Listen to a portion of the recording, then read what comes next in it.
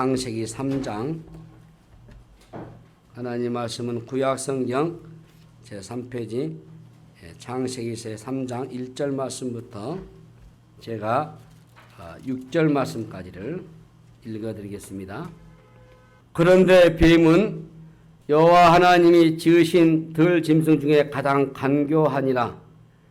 뱀이 여자에게 물어 이르되 하나님이 참으로 너희에게 동산 모든 나무 열매를 먹지 말라 하시더냐?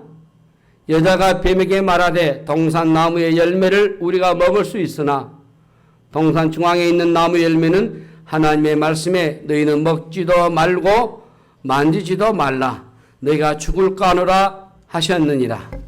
뱀이 여자에게 이르되 너희가 결코 죽지 아니하리라.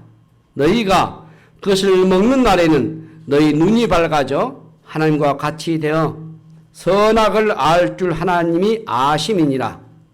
여자가 그 나무를 본즉 먹음직도 하고 보암직도 하고 시롭게 할 만큼 탐스럽기도 한 나무인지라. 여자가 그 열매를 따먹고 자기와 함께는 남편에게도 주매 그도 먹은지라. 아멘. 우리 같이 인사 나누십시다. 당신은 여호와께 복을 받은 자입니다. 옆으로 인사 나누십시오. 감사합니다. 5월은 여러분 잘 아신 것처럼 가정의 달이죠. 5월 첫 번째 주일은 어린이 주일이고 교회에서도 이 절기를 지키고 두 번째 주일은 어버이 주일이죠. 그리고 이제 또 스승주일도 있고 부부의 날도 있고 온통 가정으로 채색되어 있습니다. 이 어버이 주일은 뭐 여러분들이 매해년마다 지켜오는 것이기 때문에 잘 아시겠지만은 그 유래를 보니까 1908년 미국의 웨스트 버지니아주에 있는 그랩템 마을의 감리교회에서 26년 동안 주일학교 교사로 성실하게 봉사했던 앤 저버서 부인이 세상을 떠나니까 그 주일학생들이 중심이 돼가지고 그 선생님에 대한 추모식을 갖게 되고 그때 그 저버서 부인의 딸 안나가 어머니를 생각하면서 추도식에 참석했던 사람들에게 어머니가 평소에 좋아했던 카네이션 꽃을 달아줍니다.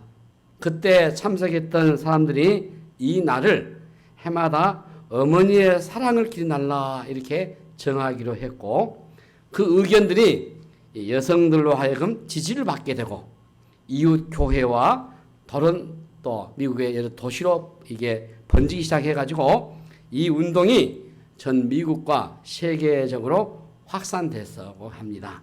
그 당시에 미국의 백화점 왕이라고 불렸던 참 신실한 크리스찬이었던 존 와나메이커의 도움이 커가지고 그 사람은 이제 이 어머니의 날 취지를 생각해서 1909년 5월 둘째 주일에 자기 백화점 주최로 어머니의 사랑에 감사를 드리는 모임을 가져가게 됐고 이걸 계기로 해가지고 5년 후에 1914년 미국 의회에 결의를 하고 윌슨 대통령이 포고해서 5월 둘째 주일을 어머니 날로 정했다고 합니다. 그리고 국가적인 기념일로 지키게 됐다고 그래요. 우리나라는 지난 1955년 국회에서 5월 8일을 어머니날로 정했고 이어 1974년에 이 어머니날을 어버이날로 그 명칭을 바꿔서 지키게 된 겁니다. 우리 한국 교회는 해방 후에 5월 둘째 주일을 어머니 주일로 지켜오다가 1960년도부터는 어버이 주일로 그 명칭을 바꿔서 기념하게 됐어요. 이 참 우리의 어머니와 우리 아버지 우리가 어떻게 하루 날만 정해서 그분을 공경하겠습니까? 1년 365일 사실 우리가 부모님께 효도하고 공경하고 받드는 게 자녀의 도리인 것이고 하나님의 말씀의 뜻일진데 참 우리가 그러하지 못하잖아요. 그럼에도 불구하고 한 날 정해서 우리가 기념하고 축하하는 일은 대단한 또한 의미가 있다고 보기도 합니다. 우리 교회에서는 해마다 청년들이 이게 꽃을 준비를 하고 또 우리 여전도에서 65세대 이상 되신 분들 이제 이렇게 약간의 선물 준비해 드리는 거 참 아름답고 귀한 것이죠. 이 카네이션 꽃에도요, 이 꽃말이 바로 어머니에 대한 사랑, 어부에 대한 사랑, 건강을 그래 피는 바람. 그래서 모정과 사랑과 부부의 애정이 이 꽃말에 담겨 있다고 그래요. 이제 요즘 꽃도 색깔이 다양해가지고 빨간 꽃은 빨간 카네이션은 부모님의 건강을 추구하고 또 어버이에 대한 사랑, 분홍색 꽃은 참 당신을 열애합니다. 그런 아름다움이 담겨 있기도 하고 또 주황색은 순수한 그런 사랑, 또 노란색은 이제 우정, 그리고 파란색은 또 영원한 행복, 이런 여러 가지 꽃의 색깔도 있을 겁니다. 우리가 어버이날 다시 한번 새겨보고 그동안 우리가 늘 생각하지만은 부모가 계시든 또 그렇지 않든 간에 나이 드신 분들과 공경하고 받드는 건 우리 자녀의 도리고 하나님의 약속에 있는 첫 번째 계명이기 때문에 우리 믿으신 분 잘 감당하는 은혜가 되시기를 바랍니다. 기도하겠습니다. 하나님 감사합니다. 이 땅에 우리 부모님들 건강케 하시고 평안케 하시고 행복케 하여 주옵소서. 우리의 자녀들 하나님의 말씀에 순종하고 부모를 잘 받들고 공경해서 주의 은혜와 복을 받는 은총 있게 하여 주옵소서.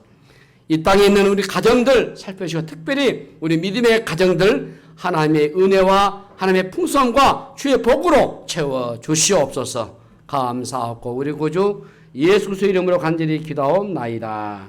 아멘. 저는 이 가정의 달에서 특별히 어린이, 어버이, 부부 이렇게 정하지 않고 가정에 대한 설교를 오늘부터 한 3주간 앞으로 한 3번 정도 2번 해서 이 창세기 3장 1절부터 배경을 해서 설교하려고 합니다. 오늘 그 첫 번째가 이제 1절에서 6절에서 하나님이 디자인하신 가정인데요. 요즘 여러분들이 코로나19로 인해서 참 우리의 일상이 많이 달라졌지 않습니까? 특별히 우리가 집에서 보내는 시간이 많아져가지고 우리 가정이 함께하는 시간이 참 많아졌어요. 여기에 두 가지 현상이 나타나고 있는데 건강한 가정들은 이전보다 더 행복해졌겠지만은 반대로 그렇지 않는 가정들은 오히려 서로가 부담스러워졌다. 그래서 부딪힌 일이 더 많아졌다고 합니다. 이 창세기는 창조 얘기로부터 시작해서 특히 3장에서부터 우리의 가정이 시작이 되고 있습니다. 가정과 교회는 하나님이 만드셨잖아요. 둘 다 참 중요합니다. 다른 것이 다 흔들려도 하나님 만드신 이 가정과 교회가 단단하게 서 있다고 한다면 문제될 게 없어요. 그래서 교회와 가정은 서로에게 연결되어 있어요. 가정을 교회의 축소판이라고 얘기를 하기도 하고 그래서 교회 같은 가정이라는 말도 하기도 해요. 우리의 가정에서 우리가 신앙생활을 어떻게 하느냐가 참 중요하다라고 보죠.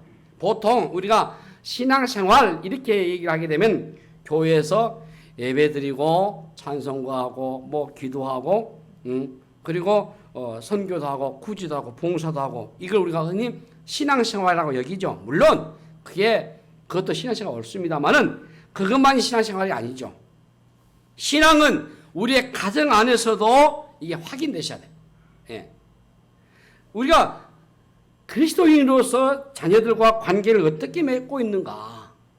그리스도인으로서 우리가 부부의 관계를 어떻게 맺고 있는가? 이게 참 중요하단 말이에요. 이웃을 내 몸과 같이 사랑하는 이 하나님의 말씀은 우리 부부 관계 안에서 먼저 이게 실천되셔야 돼요. 또 우리가 용서는 어디서부터 이걸 경험할 수 있어야 하는가? 이것도 가정이거든요. 이 용납해야 하고 오래 참아내는 것도 우리가 가정에서 배우셔야 돼요. 여러분들의 자녀들이 우리의 부모를 통해서 이게 신앙을 배우거든요. 교회에서는 열심히 신앙생활을 하고 봉사하는데 가정에서 자녀들과 배우자들과의 관계가 깨졌다면 그 신앙은 문제 있지 않겠습니까? 오늘날 우리의 가정이 매우 몸살을 앓고 있습니다.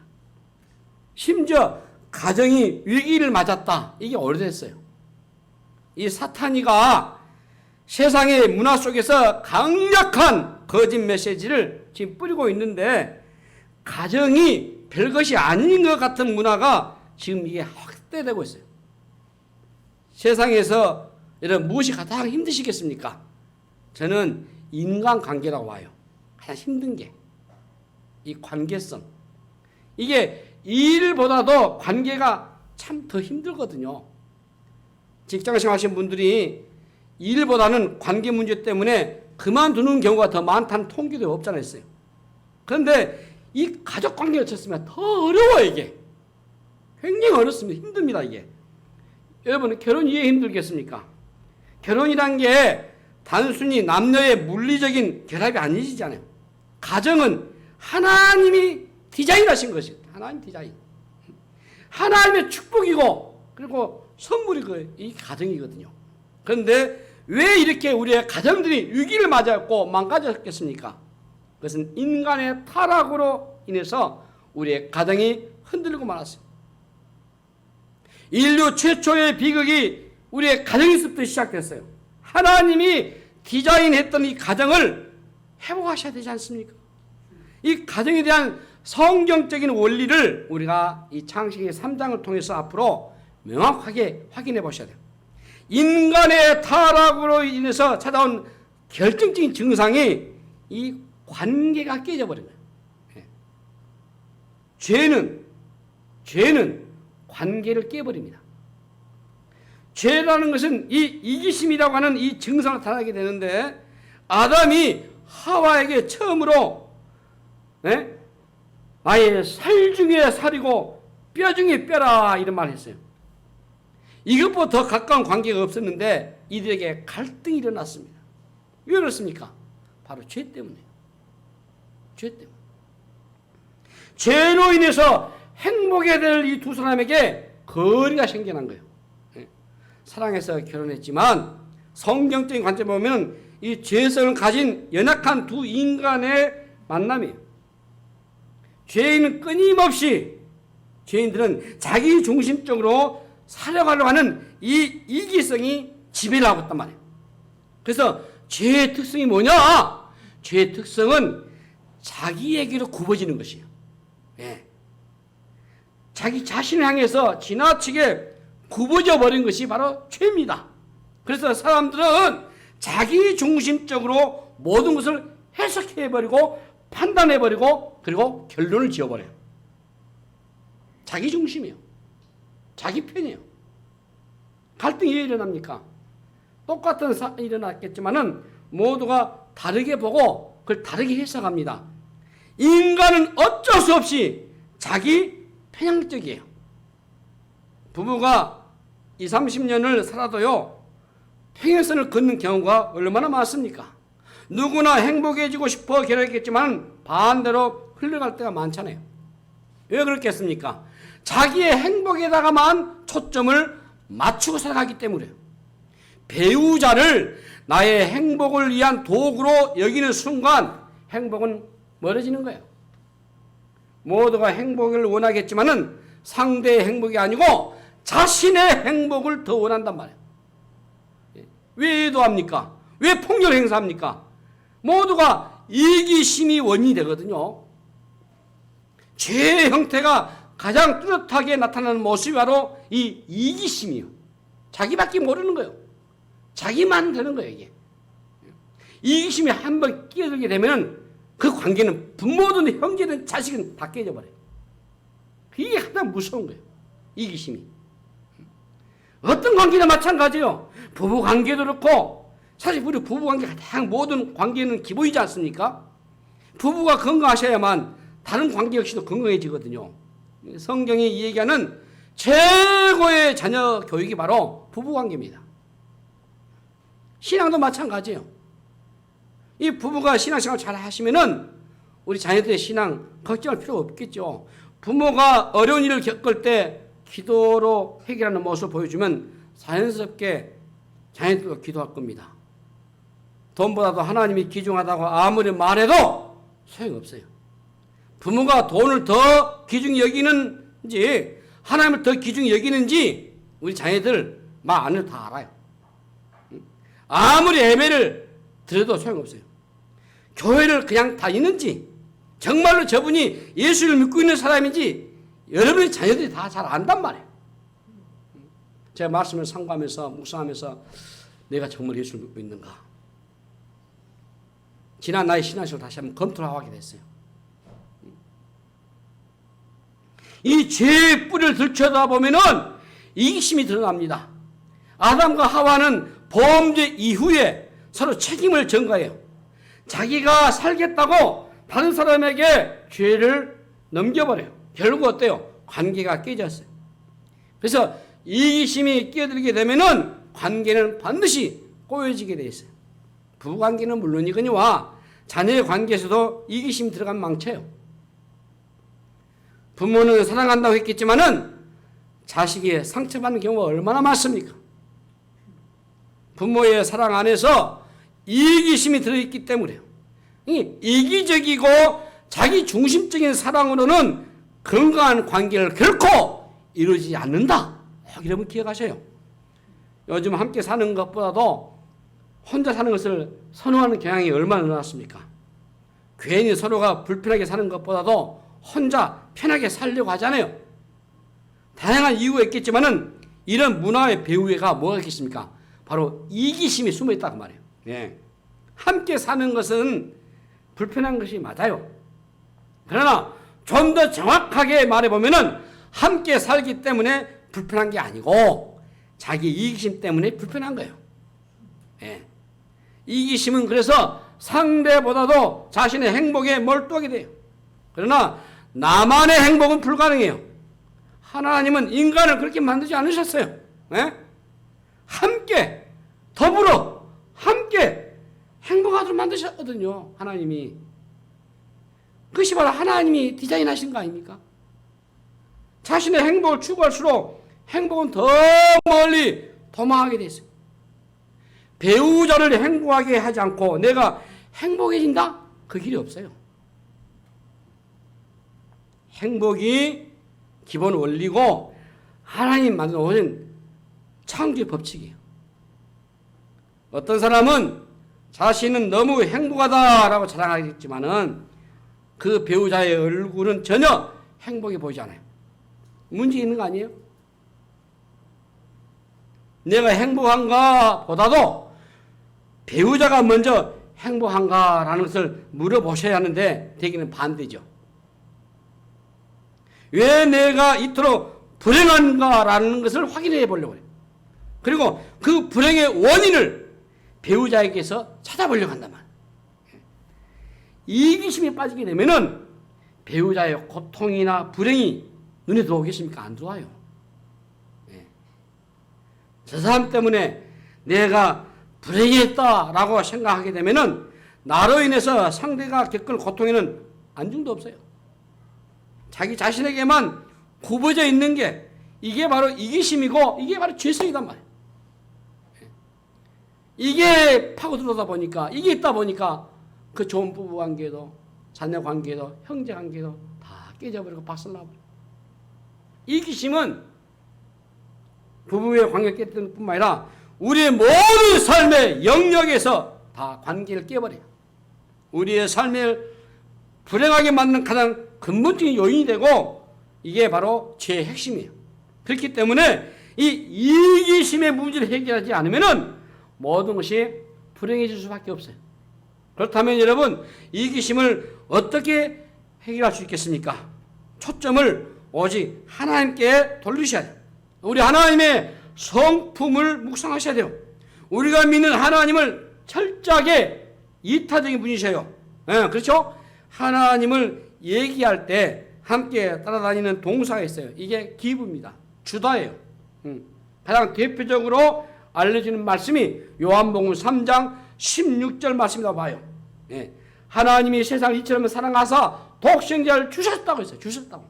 주셨으니 이는 그를 믿는 자마다 멸망하지 않고 영생을 얻게 하라 하심이라. 예? 하나님은 당신의 애아들 독생자 독토에 출생한 이 외아들을 우리를 위해서 기꺼이 내어주셨어요. 로마서 8장 32절 말씀도 마찬가지요. 자기 아들을 아끼지 아니하시고 우리 모든 사람을 위하여 내주신 이가 어찌 그와 함께 모든 것을 우리에게 주시지 아니하겠느냐. 하나님은 우리를 위해서 그야말로 아낌없이 내놓으셨어. 십자가는 그래서 이타적인 사랑의 상징이 십자가예요.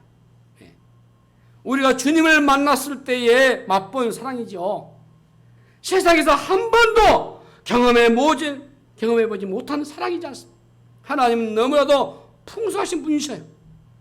무엇을 못 주어가지고 안 더하신 분이시단 말이에요. 성경을 보시면은 사랑을 퍼부어주는 하나님을 우리가 볼 수 있어요. 그래서 바울은 에베소서 3장 18절 19절 제가 읽어볼게요. 능히 모든 성도와 함께 지식에 넘치는 그리스도의 사랑을 알고 그 너비와 길이와 높이와 깊이가 어떠함을 깨달아 하나님의 모든 충만하신 것으로 너희에게 충만하게 하시기를 구하노라. 이렇게 말하고 있어요. 하나님의 사랑을 경험해 본 사람들은 이기적인 사랑으로 살아갈 수 없어요. 그 거대한 사랑에 빠지게 되면은 받는 것보다 주는 것이 자연스러워요. 하나님으로부터 새로운 사랑의 방식을 우리가 배우셔야 돼요. 십자가의 그 비밀이 있어요. 처음에는 나보다 다른 사람을 위해서 희생한 일이 힘듭니다. 그러나 놀라운 일이 나지 않나요? 나보다 상대방을 위해서 희생할 때 오는 기쁨이 크거든요. 삶의 수준이 달라져요. 이런 해보는 사람들만 아는 거예요. 예. 내 것을 주고 또 주었는데도 희한하게도 이게 기쁨이 밀려온단 말이에요. 그것을 갈라디아서 2장 20절 말씀 보시면 내가 그리스도와 함께 십자가에 못 박혔나니 그런데 이제 내가 사는 것이 아니요 오직 내 안에 그리스도께서 사시는 것이다. 이제 내가 육체 가운데 사는 것은 나를 사랑하사 나를 위하여 자기 자신을 버리신 하나님의 아들 믿는 믿음 안에서 사는 것이다. 어떤 삶입니까? 그리스도 중심적인 삶이죠. 은혜를 받는 가장 뚜렷한 특징은 이 이기심이 해체되면서 점점 그리스도 예수의 중심적으로 변화되는 것이에요. 예. 나만이 아닌 우리의 이웃을 위해서 살게 되는 거죠. 예. 일상에서 십자가의 중심으로 살아가게 되는 겁니다. 십자가는 구원을 얻을 때만 필요한 게 아니에요. 복음을 경험하시게 되면은 우리의 시각이 바뀌게 돼 있어요. 나의 행복이 아닌 상대방의 행복, 특히 우리 배우자의 행복을 보게 되는 거예요. 배우자가 나에게 못 해준 것이 생각나는 게 아니고 내가 오히려 해주지 못한 것들을 인해서 미안한 생각이 들어야 그게 정상이단 말이에요.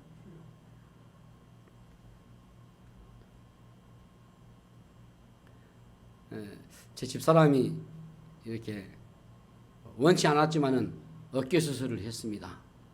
작년에는 오른쪽하고 금년에는 왼쪽으로 했어요. 예. 제가 하나 약속을 했어요. 예. 내가 설거지를 하겠다. 예. 참 미안하더라고. 굉장히 미안해요. 예. 아주 미안했어요. 그래서 지금도 설거지할 때 참 기쁩니다. 이것이라도 좀 해주니까 좀 마음 편하기도 하고. 우리 아내분들이, 우리 여성분들이 집에서 보통 일이 많습니까? 예?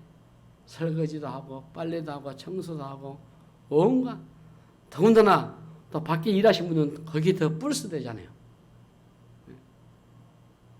그래서 제가, 본인은 모르겠어요. 팔이 다 나을 때까지 이 사람이 설거지하지 않겠냐. 제 마음은 지금 그렇지 않습니다. 내가 끝까지 옆에 있을 때는 해줘야 되겠다. 그런 마음 먹고 있어요. 그래도 한 30년 동안 이렇게 부려먹었으니까 이제는 내가 좀 해야 되겠다. 그런 생각을 들어요. 그래야 또 내 마음도 조금이라도 편하고 마음이 미안함도.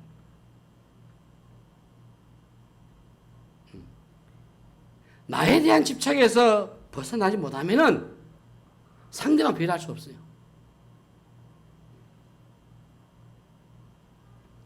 우리가 복음을 경험하게 되면 병든 자기 애에서 벗어나죠. 자기 애, 자기 사랑. 사람은 자기만 추구하거든요. 우리가 주 예수의 영광의 복음을 생명 복음을 이런 데 경험했다면 자기라고 하는 이 애, 자기 사랑을 벗어나셔야 한다. 십자가를 통해서 우리가 하나님의 사랑을 경험하고 나게 되면 이 결핍 증세가 사라지지 않습니까? 세상에서 경험하는 것은 한계가 있어요. 이기적인 사랑은 이게 참 아슬아슬하거든요. 주고받는 사랑은 그렇게 오래가지 못합니다. 남편이 돈을 잘 벌어오는 동안만 사랑이 지속될 수 있어요. 아내가 아름다운 미모를 유지할 동안만 사랑이 지속될 수 있어요. 이기적이고 탐욕적이고 정욕적인 사랑이지 않습니까? 그러나 하나님의 사랑은 그렇지 않잖아요. 하나님의 사랑은 조건 없이 그냥 주는 것이잖아요. 네. 십자가를 통해서 하나님의 사랑을 경험하면은 이 받는 것보다도 주는 것에 더 관심을 쏟는 겁니다. 여러분들이 복음을 경험하게 되면 여러분의 사랑이 생겨날 겁니다. 왜 그렇습니까? 하나님으로부터 받은 사랑이 너무나 크기 때문에 이기심을 해결할 길은 오직 저는 십자가뿐이라고 봐요. 십자가.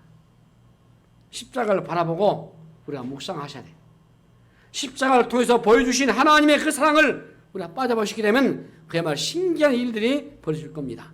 하나님의 사랑을 흠뻑 젖을 때 이 이기심이 죽고 이타적으로 변하는 거예요. 이기심을 버리고 이타적으로 살게 되면 나의 인생은 어떻게 되겠습니까? 삶의 희생만 하고 끝나겠어요? 아니에요. 나의 행복이 사라지는 게 아니고 도리어 이게 배가 된단 말이에요. 정말 여러분들이 여러분의 배우자를 위해서 배우자의 행복을 위해서 살아보셔요. 배우자의 행복을 위해서 살아갈 때 나의 행복은 부차적으로 자연스럽게 따라오게 돼 있어요. 가정 안에서 이 십자가를 우리가 늘 묵상하고 새기셔야 돼요. 사랑은 이론적인 것도 아니고 감정적인 것도 아니에요. 이것은 의지적인 실천이다라고 생각해 보실 수 있을 것 같습니다. 때로는 배우자의 고통까지도 함께 짊어지고 가야 되잖아요. 우리 부부관계에서부터 이기심에서 이타심으로 바꾸어버리는 그런 훈련을 우리가 한번 실천해 보셔요. 사탄이 아담과 하와로 하여금 하나님이 아닌 것으로 시선을 돌리게 만들잖아요. 1절에 뭐라 했습니까? 그런데 뱀은 보면은 여호와 하나님이 지으신 들 짐승들 중에 가장 간교하니라. 뱀이 여자에게 물으리되 하나님이 참으로 너에게 동산 모든 나무의 열매를 먹지 말라 하시더냐? 이 마귀가 말이죠. 하나님이 아닌 다른 것에다가 집중하게 하고 있잖아요. 동산 중앙에 있는 뭘 봐야죠? 나무를 보게 있잖아요.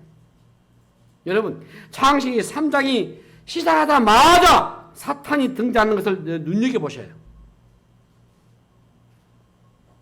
뱀이 다가와서 아담과 하와를 유혹하는 것처럼 이 사탄이는 오늘도 우리의 부부 사이에 들어와서 우리의 가정을 공격한단 말이에요. 뱀이 감은 이설에 하와가 무너져 버려요. 이 사탄이는 거짓의 압입니다. 사탄이 거짓말을 대부분 다 넘어가 버려요. 세상에는 이 사탄이가 뿌려놓는 거짓말로 가득 차 있어요. 세상이 혼란한 이유입니다. 오늘날 인터넷으로 적극적으로 활용해가지고 순식간에 실시간으로 이 사탄이가 우리에게 거짓을 뿌려대요. 자, 하나 재미있는 얘기예요. 다윗과 골리앗 여러분 얘기 흥미롭잖아요. 이스라엘 진영은 블레셋과 싸워보지도 못하고 공포에 짓눌려 있습니다. 골리앗에 대한 과장된 정보들이 돌고 돌아서 이스라엘 전역이 두려워 떨고 있어요. 그런데 그때 전쟁터에 누가 옵니까?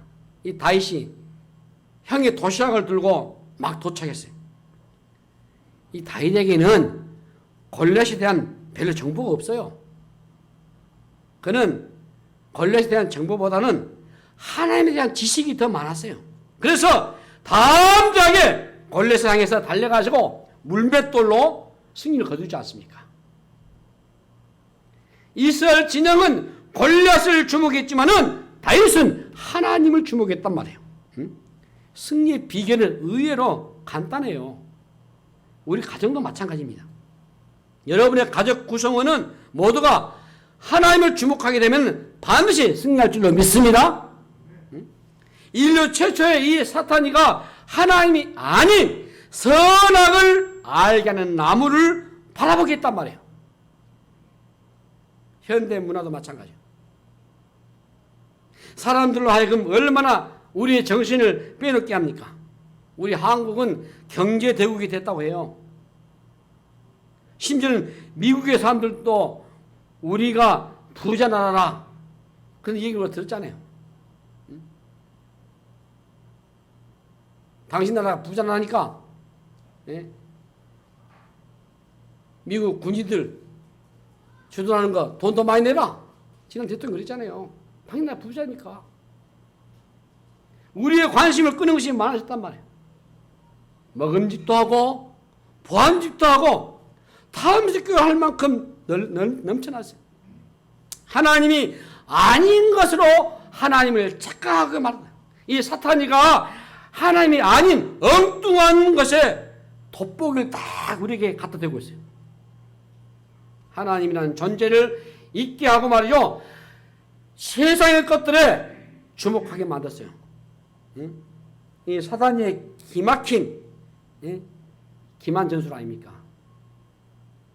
풍요로 가득 찬 에덴에서도 결핍을 느끼게 만들어봤잖아요.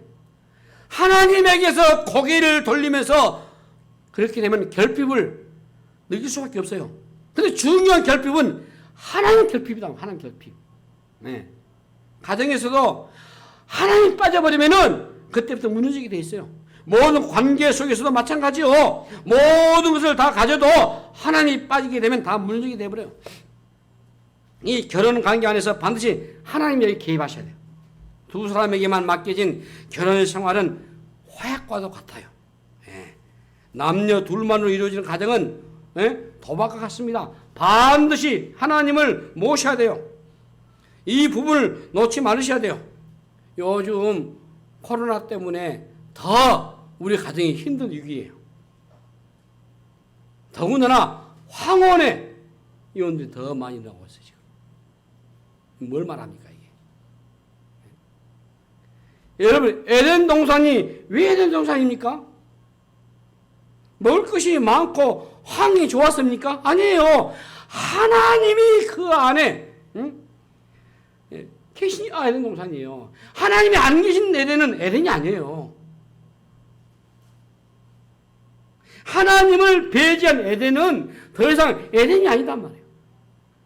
사람들은 이 사탄이가 뿌려놓는 이 거짓말에 쉽게 속아 넘어가요. 응? 이것도 있어야 하고 저것도 있어야 한다 이렇게 생각해요.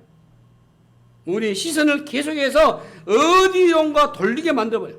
우리는 환상적인 남녀가 만나서 살면은 멋지게 사는 줄 착각하죠.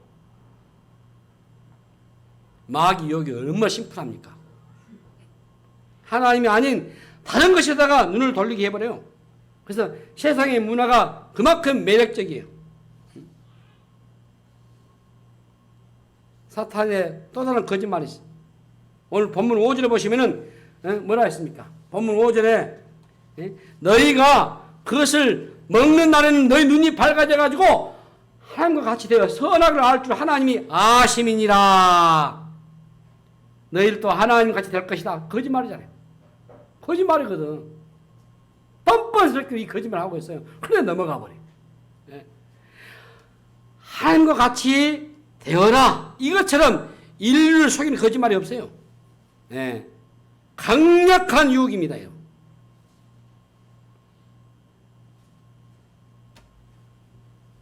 제가 주 예수를 구주로 믿는 가장 확실하고 완벽한 종교라고 할 수 있는 이 기독교를 내가 접하고 더군다나 예수의 생명을 복음을 전하고 구원받는 사람으로서 또 믿음 생활을 해오면서 주변에 이단과 사입에 넘어가신 분들 가끔 보고 연구를 해봤어요. 결론은 거짓말 잘 넘어가는 사람들이에요. 결론은. 교회 다니시다가 혹은 사단, 이단에 빠진 사람들 거의 거짓말 다 넘어가 버려요.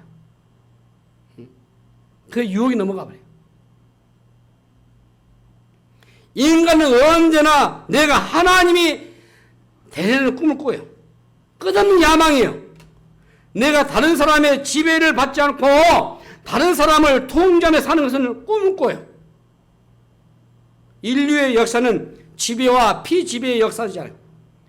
인간 안에 숨어있는 권력 의지가 아주 집요합니다. 내가 누군가를 지배하고 통제할 수 있게 되는 것을 성공이라고 말해요. 가정 안에도 이런 일들이 벌어져요. 누가 하나님이 될 것인가? 누가 이 가정의 주도권을 가질 것인가? 부부 사이에 끊임없이 왕권 싸움이 벌어진단 말이에요. 예. 하나님을 하나님으로 인정하지 않는 곳에 이런 혼란이 찾아와요. 서로가 하나님이 되려 하고 말이죠. 상대를 조종하려고 그래요. 내가 하나님의 자리에 앉은 순간 그 가정은 전쟁터가 돼버린 거예요. 부부관계 안에서도 긴장감이 돈다면은 지금 서로가 경쟁 중에 있다고 봐요. 경쟁 중이에요. 배우자를 다스리려고 하는 것은 타락의 결과 아닙니까? 남편이 가정에 멀어진다는 의미에서 섬김에 있어가지고 책임을 강조한 면이 강하죠. 권한이 아닌 사랑으로 섬기라고 하는 부르심이에요. 이게 남편이나 아내는 동일해요. 우리의 모두에는 오직 그리스도이십니다. 주님이셔요. 그리스도는 우리를 섬기기 위해서 기꺼이 십자가를 지셨잖아요. 십자가에서는 왕의 이미지를 전혀 볼 수 없잖아요. 네. 인간은 하나님이 될 수 없단 말이에요. 될 수 없어요. 인간은. 모든 비극은 하나님을 모시지 않을 때 일어난단 말이에요. 하나님은 여러분 오직 여호와 한 분뿐이신 줄 믿으시기 바랍니다. 누구도 그 하나님의 자리에 대신 앉을 수가 없어요. 하나님의 자리를 넘보다 맞이한 비극이 인류 역사예요. 오늘 현대인의 우상. 하나님의 자리에 누가 앉았습니까? 자기가 딱 버티고 앉아있잖아요.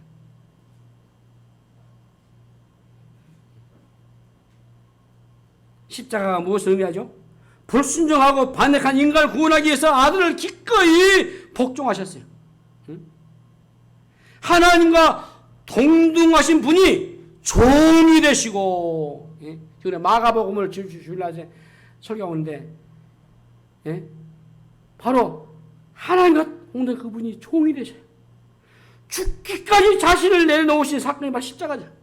이 십자가는 복종의 원리를 우리에게 가르쳐 주고 있어요.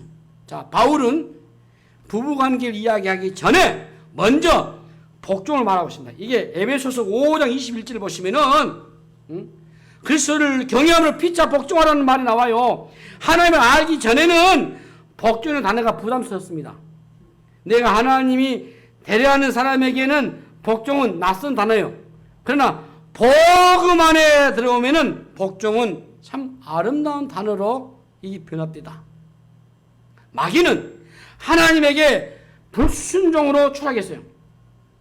하나님의 은혜를 입은 자들은 순종의 영을 가지어요. 하나님만이 아닌 모든 이들에게 기꺼이 복종하는 그런 마음을 가져요. 가정에서는 사실 높고 낮음이 없잖아요. 서로 즐거이 종이 되셔야 돼.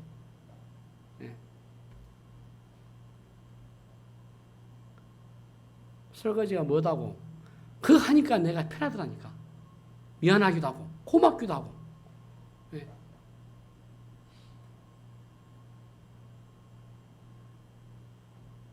당신 저 가서 설거지 하세요. 이 말 하기도 전에 의뢰에 가서 그냥 제가 그냥 씻어버리고 그러면 생각하기를 참 힘들겠다. 좀 미안하기도 하고.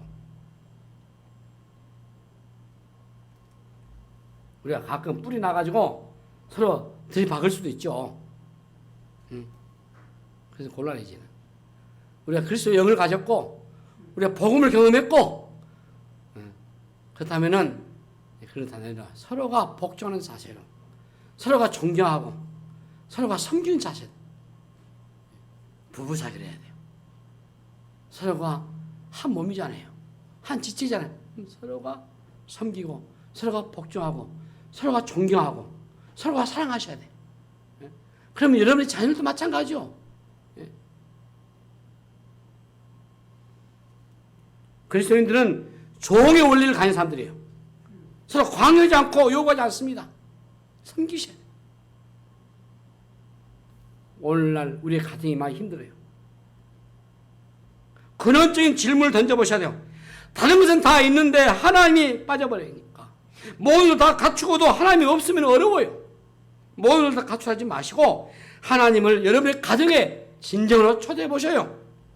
주님은 여러분의 주인으로 모셔들어 보셔요. 네? 하나님을 하나님으로 인정하셔야 돼요. 우리가 예배가 왜 중요합니까? 하나님을 높여드리는 일이기 때문에 중요한 거예요. 예배가. 내가 하나님의 자리에서 내려와야 되는 거예요. 나에게 집중된 시선을 하나님 그분에게도 옮기셔야 돼요. 마귀가 계속해서 나에게 시선을 집중해 만듭니다. 나의 행복을 목에 매도록 부추게 해요. 오늘날 우리의 문화 안에서도 계속 거짓된 메시지를 퍼뜨립니다. 미디어를 통해서 드라마나 영화를 통해서 인기를 가진 작가를 통해서도 퍼뜨리고 있어요. 거짓에 대응하는 길은 진리밖에 없어요. 안타깝게도 아담과 하와는 말씀이 약했습니다. 마귀의 거짓을 분별하지 못했어요. 여러분, 마귀의 거짓을 분별하셔야 되거든요. 분별하셔야 돼요. 아담 하와는 분별을 해야 되는데 그러지 못했어요. 거짓과 진리에 대한 분별력이 약한 대가가 이만큼 크는 겁니다. 하나님이 디자인하신 우리의 가정으로 우리가 회복되어야 될 줄로 믿습니다. 시대가 아무리 바뀌어도 성경이 말씀하시는 여러분의 그런 가정이 되시길 바랍니다. 가정에서 여러분의 천국을 경험해 보셔요. 어려운 시대입니다. 어느 때보다 어려움이 앞으로 더 많이 밀려올 것입니다. 그러나 너무 두려워하지 않길 바랍니다. 가정과 교회가 건강하게 살아있으면 얼마든지 이겨낼 수가 있습니다. 가정과 교회 생활이 그리스도의 중심으로 돌아가고 있는가를 확인해 보세요. 말씀의 원리가 제대로 작동하고 있으면 되는 겁니다. 가정과 교회는 그 무엇도 대신할 수 없어요.